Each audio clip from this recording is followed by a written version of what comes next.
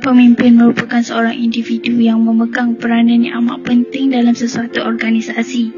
Mereka yang digelar sebagai pemimpin ini mampu mempengaruhi individu lain dalam mencapai matlamat atau tujuan yang seiras demi mencapai kejayaan organisasi.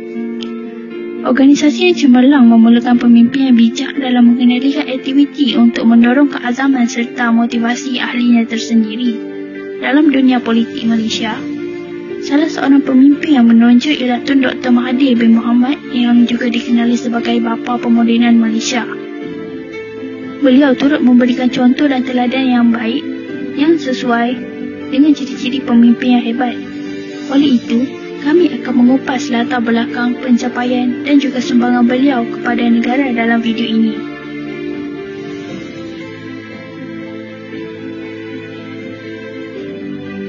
Pada tanggal 10 Julai 1925, seorang insan yang bernama Mahathir bin Mohamad telah dilahirkan di kampung seberang Perak, Alustar, Kedah. Kini, insan tersebut telah berumur 98 tahun dan beliau lebih dikenali sebagai Datuk Seri Mahathir bin Mohamad. Sebagai seorang rakyat, sudah pasti kita tertanya-tanya bagaimanakah perjalanan beliau sebagai pemimpin untuk mencapai kejayaan hingga ke tahap ini.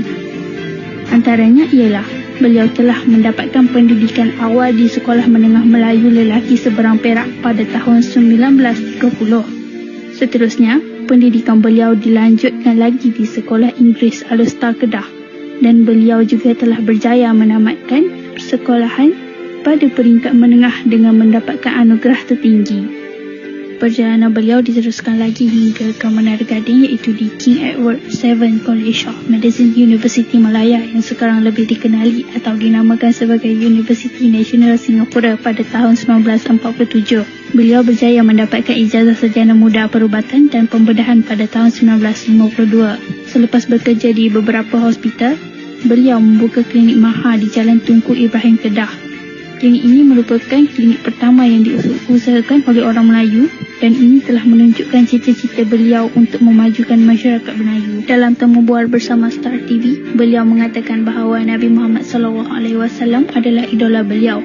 Beliau juga turut menerangkan bahawa dia amat kagum akan kepimpinan baginda dalam mengubah orang Arab jahiliah kepada sesebuah tamadun yang terunggul di dunia. Beliau juga mengidolakan Tsar Peter the Great yang berasal dari Rusia kerana idola tersebut telah berjaya memodernkan Rusia yang mundur berbanding negara Eropah yang lain kepada sesebuah kuasa terbesar di dunia. Antara pencapaian beliau sebagai tokoh pemimpin ialah beliau menyertai parti politik UMNO pada tahun 1946 untuk menentang penubuhan Malayan Union yang telah mengancam hak istimewa orang Melayu.